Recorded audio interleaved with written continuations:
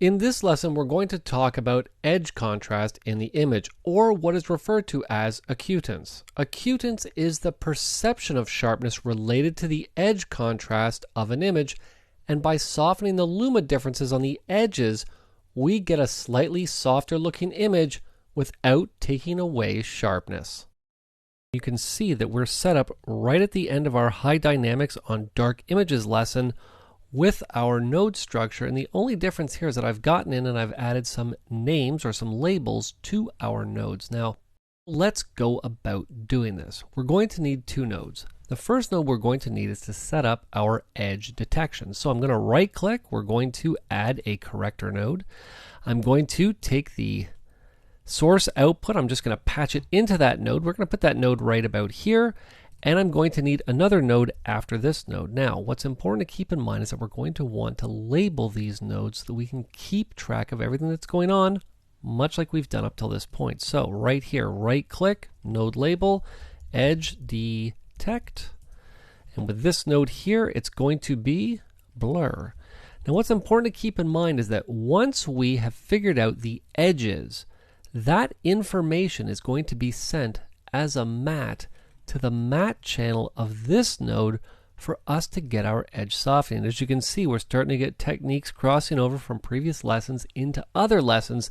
All right, we're going to take the RGB output of this channel and we're going to patch it into the node channel. Now, as of right now, we haven't applied any effects, we haven't done anything, but we're now ready to get in and set this up. Now I'm actually going to apply the blur first, and you're going to see why in just a second. So I'm just going to zoom back here. Let's zoom to fit. All right.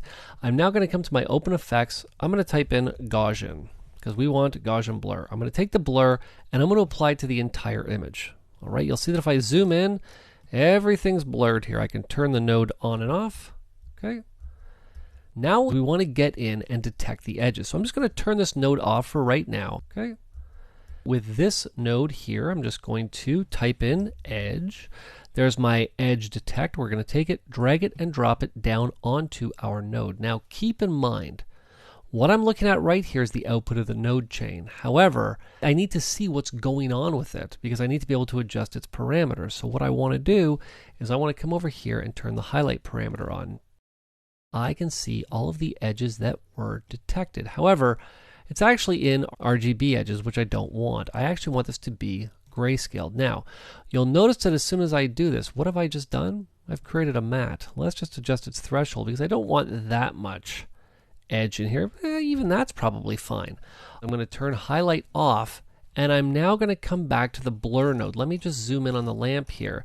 And all I'm now going to do is turn this parameter back on. Now, the blur level is way too much. Let's just put it down somewhere around like 0.18. And even with our edge detection, we can adjust the threshold to be whatever we want it to be. You'll notice it sharpens up a little bit here. We're going to put it right back down around there. But you'll see that if I turn this on and I turn it off, it's not too much. Let's just turn it back up a little bit here. There we go. You can see it's about finding the happy medium, and this is a technique that you can use on any shot where you just want those edges not to be that sharp defined. You just want to soften them up a little bit to give it a little bit of a nicer feel.